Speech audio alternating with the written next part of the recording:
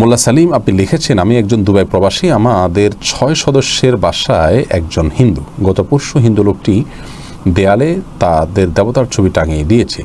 আমরা সবাই একই কোম্পানির কাজ করি, বাসাটিও কোম্পানির দেওয়া। আমাদের অবস্থা, আমাদের করণীয় কী?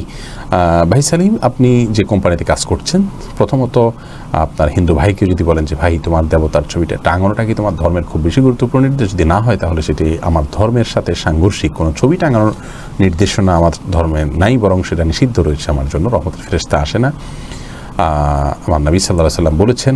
তাছাড়া আরও নানা কারণে আমাদের ধর্মীয় দৃষ্টিকোণ থেকে এটি অন্যায় কাজ। তো তোমার কাজ তুমি করছো সেটা একটি বিষয়, কিন্তু এটা টাঙানো তো তোমার ধর্মেরও কোনো গুরুত্বপূর্ণ নির্দেশ না। তো এটা তুমি করো না। আপনি তাকে বোঝান সুন্দরভাবে, আর না হলে কর্তৃপক্ষের সহযোগিতা আপনি চান এবং তাদেরকে আপনি জানান যে আপনার অপরাগতার জায়গাটা। আর যদি তারা এতে কোনো কর্ণপাত না করে, আমল না করে, তাহলে আপনি সেই জায়গা ত্যাগ করার বা সেই চাকুরি ত্যাগ করার চিন্তা আপনার করা উচিত।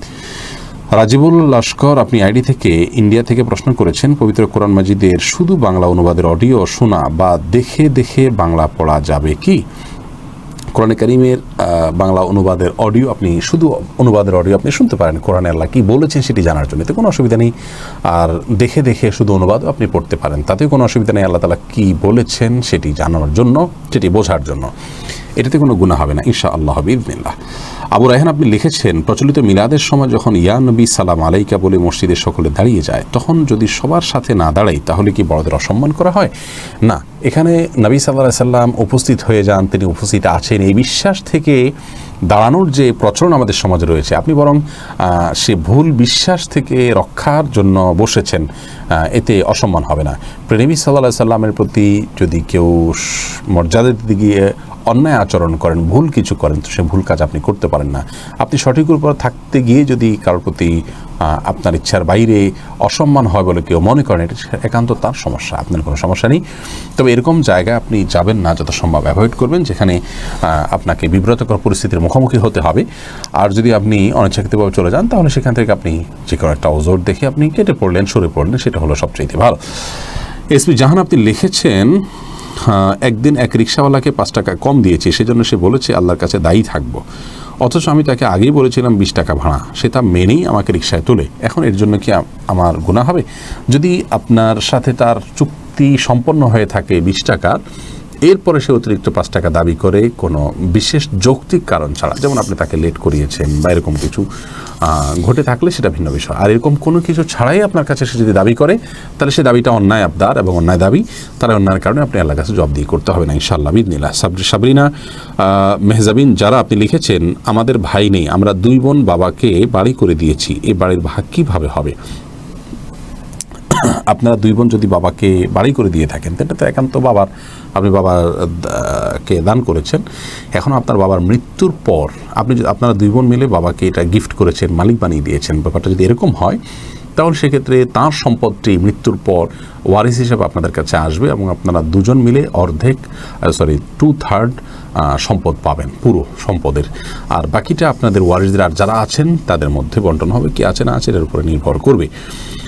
আপনি বানিয়ে দিয়েছেন, সেটা যদি এমন হয় যে বানিয়ে দিয়েছেন তাদেরকে থাকার জন্য, বসবাস করার জন্য, এটা মালিক বানিয়ে দেননি, বাবাকে জাস্ট আপনারা থাকতে দিয়েছেন, তাহলে তো সেক্ষেত্রে আপনাদের মালিকানা তার মৃত্যুর পর এটা আপনারা ফেরত পাবেন না। তাকে গিফট দিয়েছেন, মালিক বানিয়ে দিয়েছেন, এরকম হলে সেক্ষেত্রে আগে যেটি বলেছি সেই বিষয়টি কার্যকর হবে।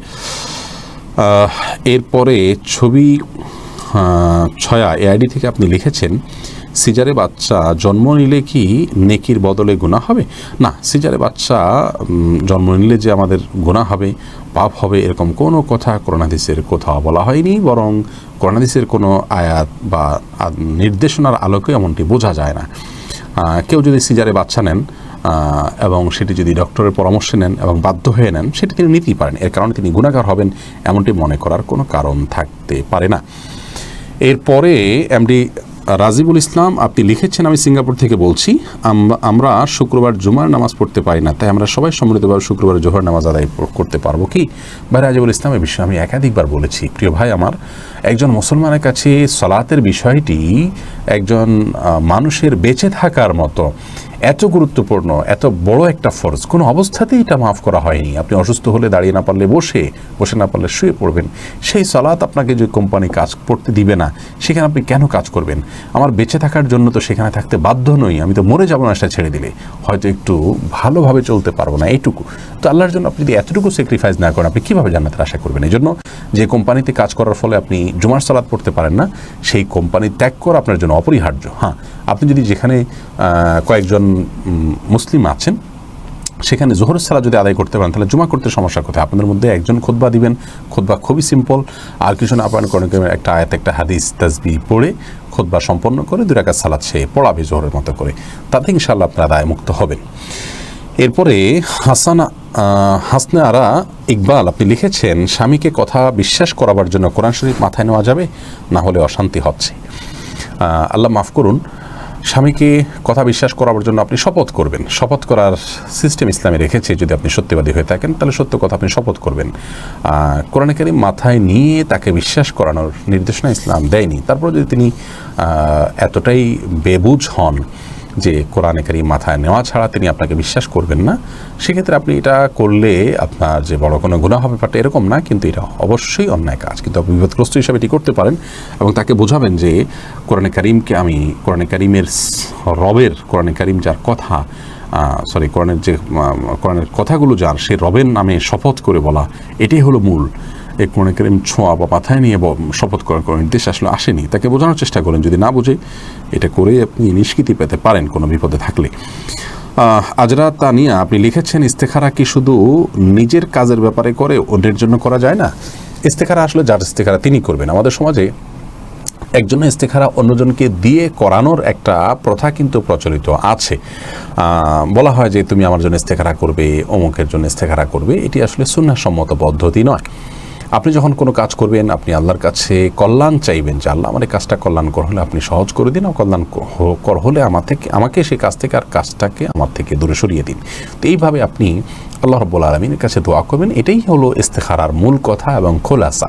বিধায় ইস্তেখারা এটা অন্য কাউকে দিয়ে করানো, এটা সুন্নাহ দ্বারা সাব্যস্ত নয়। তামান্না আক্তার আপনি লিখেছেন, আমার স্বামী প্রবাসে থাকে, সে এখন করোনা আক্রান্ত, দয়া করে আমার স্বামীর জন্য দোয়া করবেন। বোন তামান্না, আমরা আপনার স্বামীর জন্য দোয়া করি, আমাদের এই বোনের জন্য। সমাজ দর্শক আপনারা দোয়া করবেন সবাই, আমরা দোয়া করছি। আল্লাহ আমাদের বোন তামান্না আক্তারের স্বামীকে আপনি আশু রোগ মুক্তি নসিব করুন, এমন রোগ মুক্তি নসিব করুন যার ফলে কোনো সাইড এফেক্ট থাকবে না, অন্য কোনো রোগ সৃষ্টি হবে না।